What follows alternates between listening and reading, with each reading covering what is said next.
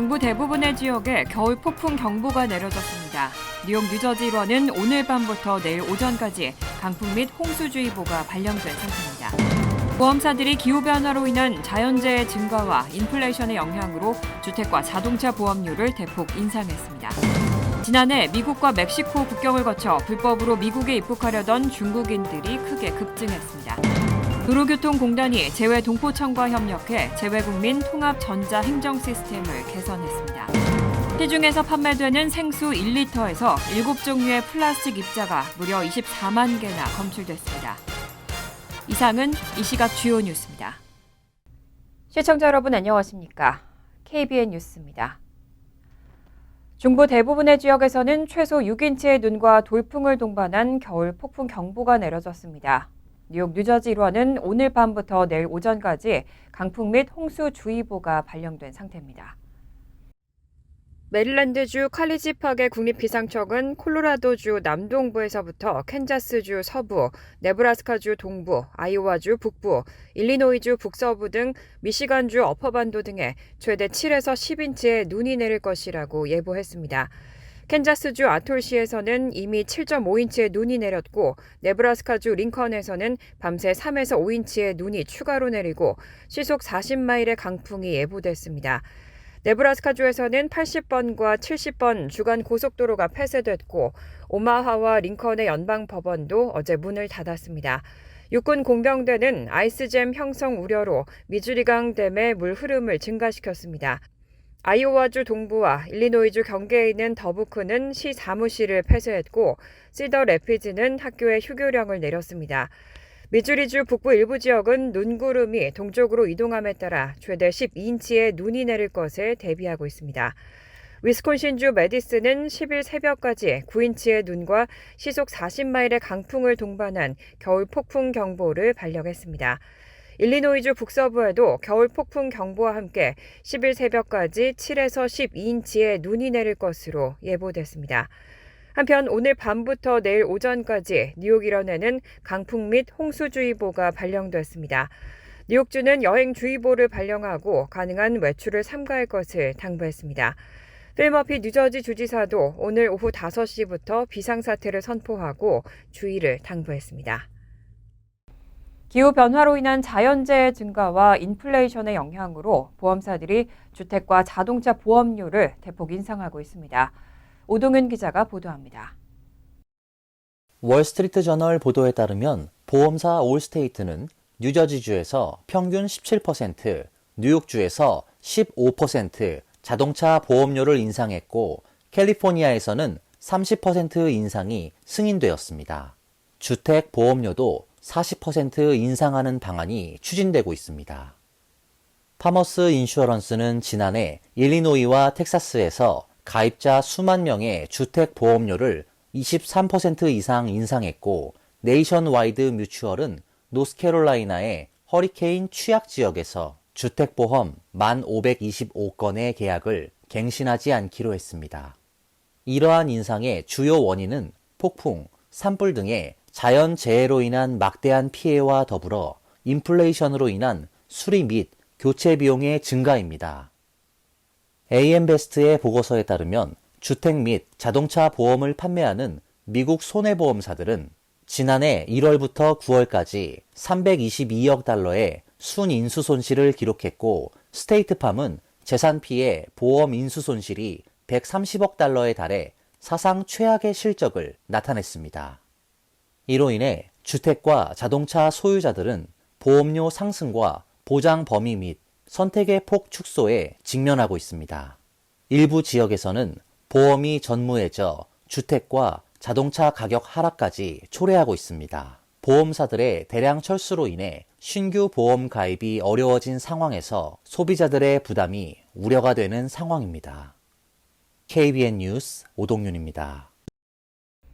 지난해 미국과 멕시코 국경을 거쳐 불법으로 미국에 입국하려던 중국인들이 크게 급증한 것으로 나타났습니다. 지난 10년 평균의 20배에 달했습니다.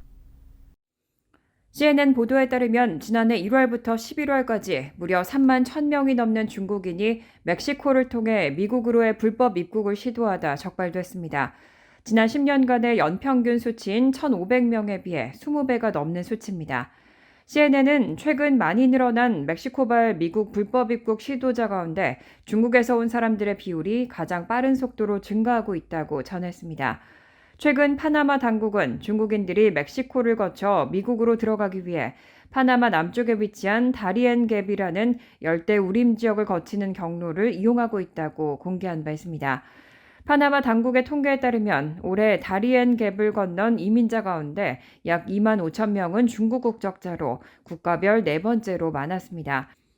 이런 배경에는 여러 요인이 있습니다. CNN은 중국 경제의 둔화와 청년 실업률 증가, 그리고 시진핑 국가 주석 체제하에서 강화되는 사회 통제를 불법 이민의 주요 원인으로 지적했습니다. 더불어 코로나19 팬데믹 이후 중국의 국경 봉쇄 해제도 이런 불법 이민 시도 증가에 영향을 미쳤을 것으로 보입니다. 이런 상황에서 중국인들에게 미국 입국을 알선하는 사업체와 소셜미디어 계정도 속속 등장하고 있어 더 많은 불법 이민 시도를 유발할 수 있는 요소로 지적되고 있습니다. 도로교통공단이 재외동포청과 협력해 재외국민 통합 전자 행정 시스템을 개선했습니다. 운전면허 행정 서비스의 수수료 일부 경감과 면허증 수령 기간 단축 등이 포함됐습니다. 이번 서비스 개선을 통해 운전면허증 발급 수수료는 기존 $14에서 $10로 인하됐고, 운전면허 신청 후 면허증 발급까지 소요되는 기간은 4에서 8주에서 2에서 4주로 약 2주 이상 단축됐습니다.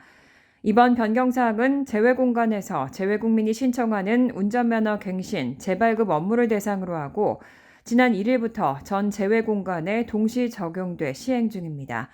이번 개선은 그동안 재외공간, 외교부, 도로교통공단에 걸쳐 총 3단계로 진행되던 행정 서비스를 통합 전자 행정 시스템을 통해 간소화한 덕분입니다. 도로교통공단이 재외동포청 서비스 지원센터에 별도의 직원을 파견해 기존에 걸쳐있던 3단계의 복잡한 과정을 단순화했고, 이를 통해 수수료 인하 및 발급기간 단축에 효과를 가져왔습니다.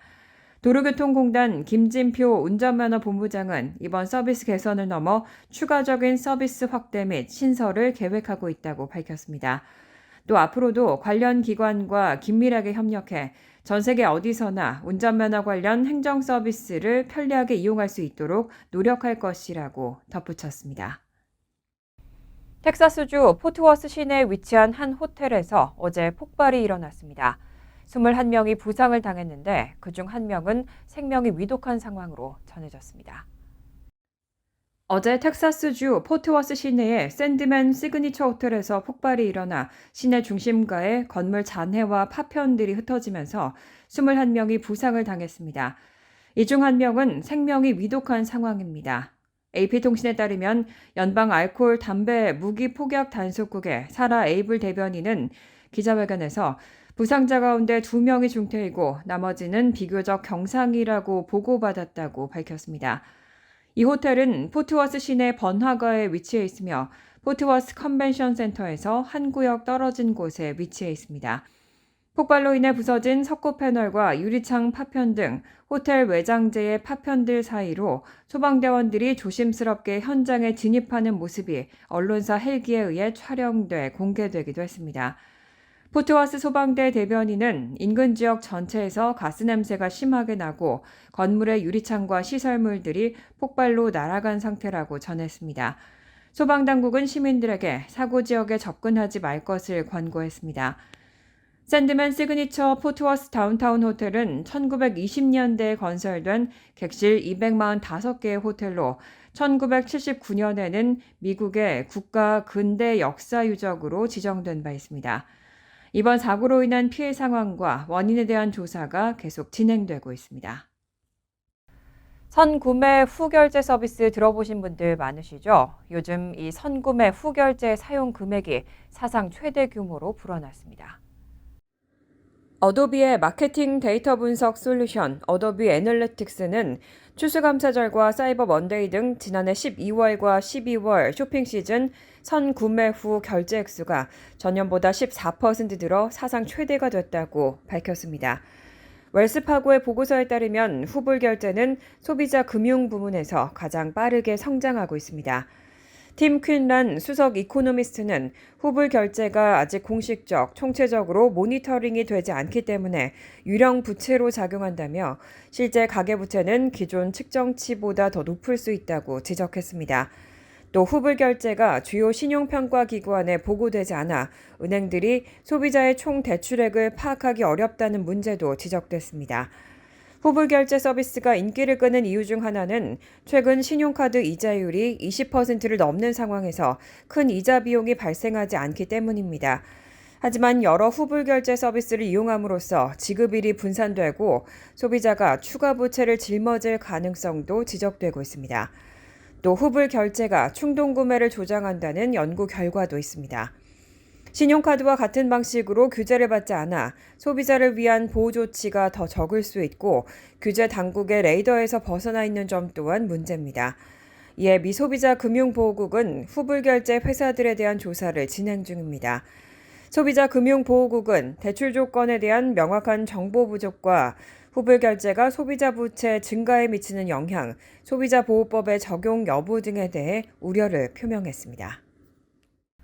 시중 판매되는 생수에 포함된 플라스틱 양에 관해 새로운 연구 결과가 발표됐는데 생수 1리터에서 7종류의 플라스틱 입자가 무려 24만 개나 검출됐습니다.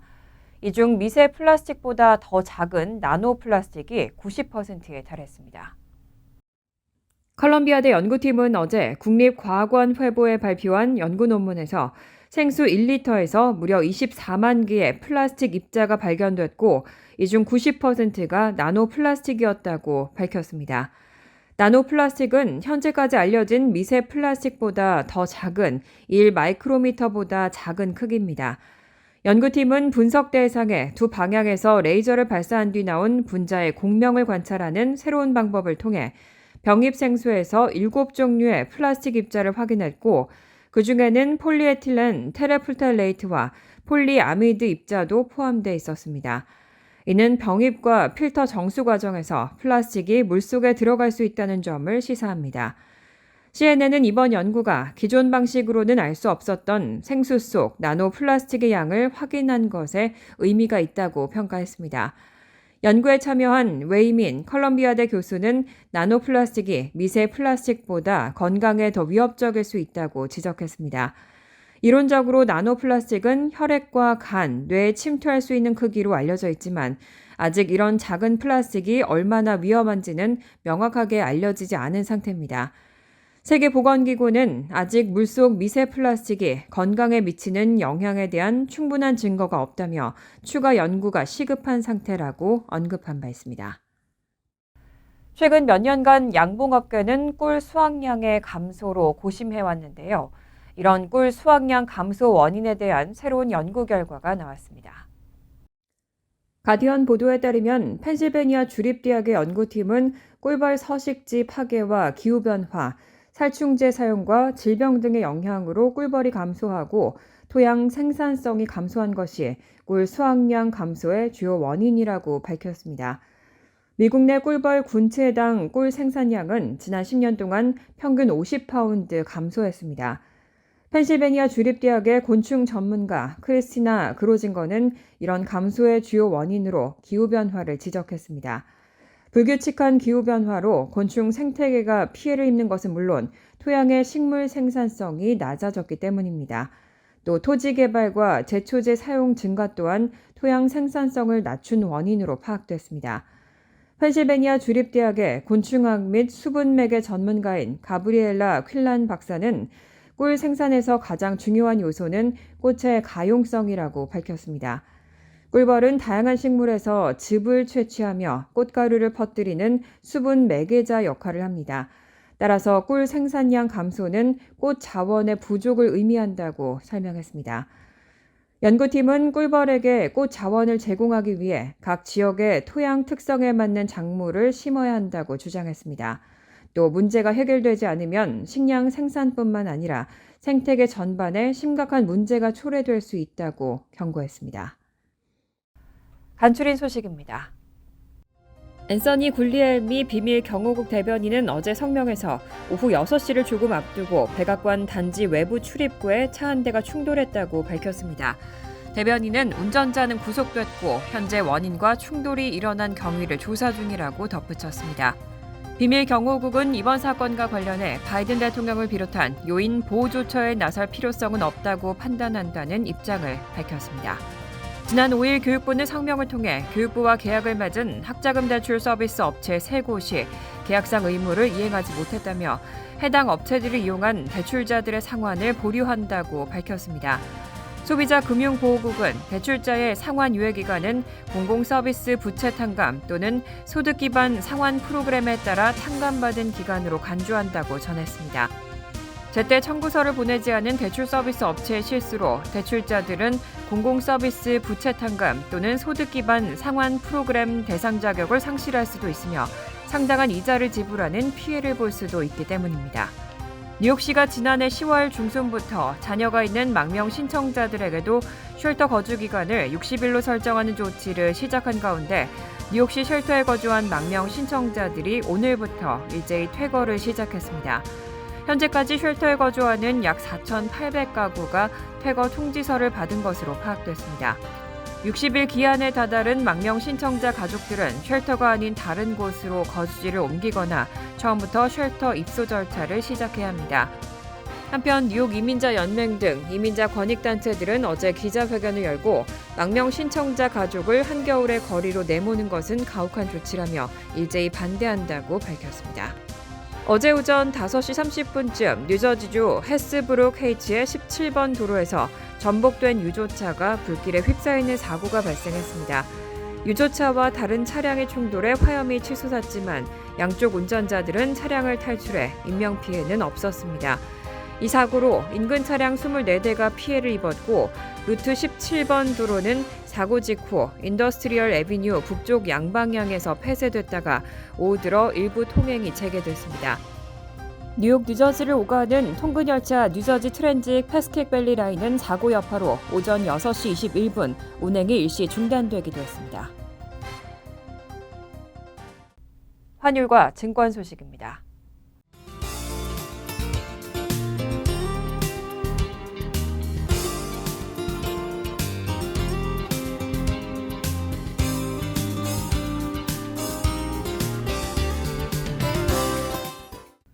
이어서 날씨입니다. 수요일은 오전 중 소나기 내릴 가능성이 있습니다. 낮 최고 기온은 51도, 섭씨 11도, 밤 최저 기온은 36도, 섭씨 2도로 예상됩니다. 목요일은 화창하겠습니다. 금요일은 부분적으로 화창하겠지만 오후부터는 비 내리는 곳이 있겠습니다. 이상으로 KBN 뉴스를 마칩니다. KBN과 함께 즐거운 저녁 되시기 바랍니다.